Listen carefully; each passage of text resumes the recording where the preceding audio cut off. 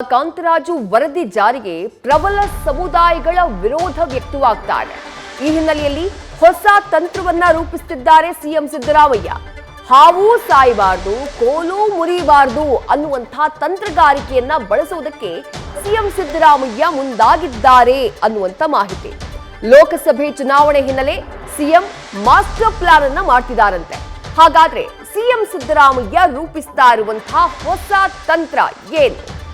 ಮತ್ತಷ್ಟು ಡೀಟೇಲ್ಸ್ ನಮ್ಮ ಪ್ರತಿನಿಧಿ ಮಂಜುನಾಥ್ ನೀಡ್ತಾ ಹೋಗ್ತಾರೆ. ಮಂಜುನಾಥ್, ಹಾವು ಸಾಯಬಾರ್ದು, ಕೋಲು ಮುರಿಬಾರ್ದು ಅನ್ನುವಂಥ ಒಂದು ಹಿನ್ನೆಲೆಯಲ್ಲಿ ತಂತ್ರಗಾರಿಕೆಯನ್ನ ಮಾಸ್ಟರ್ ಪ್ಲಾನ್ ಅನ್ನ ಸಿಎಂ ಸಿದ್ದರಾಮಯ್ಯ ಮಾಡಿದ್ದಾರೆ ಎನ್ನುವಂಥ ಮಾಹಿತಿ. ಹಾಗಾದ್ರೆ ಏನದು?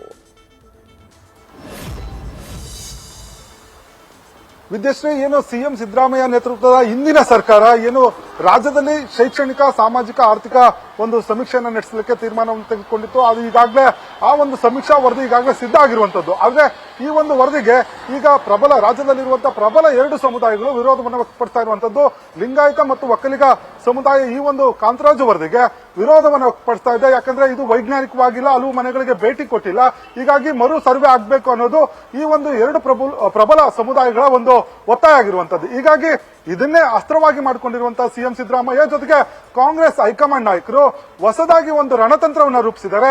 ಏನಂದ್ರೆ 2024 ಲೋಕಸಭಾ ಚುನಾವಣೆಯಲ್ಲಿ ಈ ಎರಡು ಪ್ರಬಲ ಸಮುದಾಯಗಳು ಜೊತೆಗೆ ತಮ್ಮ ಹಿಂದಿನ ಅಹಿಂದ ಮತಗಳೇನಿದೆ, SC ST OBC ಜೊತೆಗೆ ಅಲ್ಪಸಂಖ್ಯಾತ ಮತಗಳೇನಿದೆ ಅದನ್ನು ಕೂಡ ಕ್ರೋಢೀಕರಣ ಮಾಡ್ಕೊಬೇಕು. ಆ ನಿಟ್ಟಿನಲ್ಲಿ ಹೈಕಮಾಂಡ್ ನಾಯಕರು ಜೊತೆಗೆ ಸಿಎಂ ಸಿದ್ದರಾಮಯ್ಯ ಒಂದು ರಣತಂತ್ರವನ್ನು ರೂಪಿಸಿದ್ದಾರೆ.